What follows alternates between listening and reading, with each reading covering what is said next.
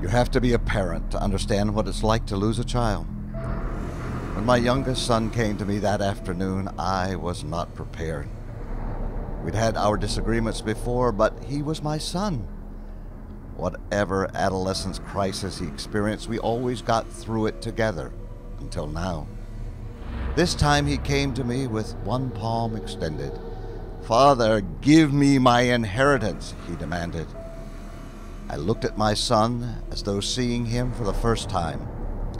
I was shocked. To demand his inheritance was saying that he wished that I was dead, that I was worth more to him dead than alive. I looked for a sign that he was angry, that maybe he wasn't thinking clearly, but he was defiantly calm.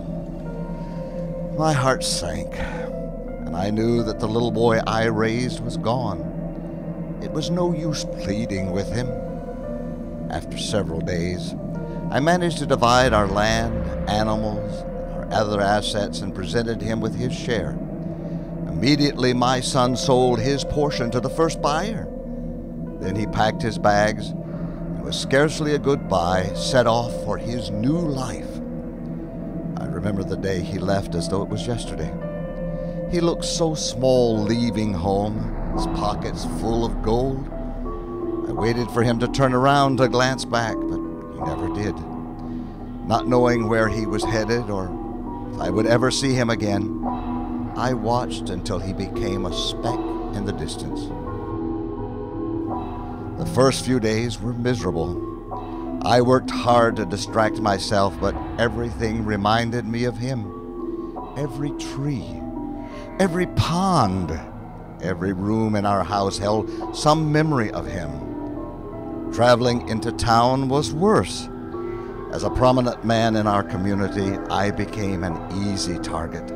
The whispers and the gossip became nearly unbearable.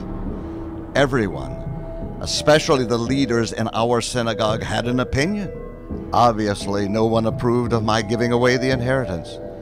Everyone thought that I was a failure as a father. I tried to look like everything was fine, but secretly, I wondered if they were right. In the late afternoons, I found reasons to wait by the road and think. I would search the horizon until my eyes hurt, knowing that he wasn't coming back. I wondered what I could have said or done differently. I knew I should hate him. I knew that he was a rebellious, arrogant child who threw everything away and ruined our family's reputation. But I didn't hate him. And I would have traded everything I owned to know that he was okay. I prayed for a miracle.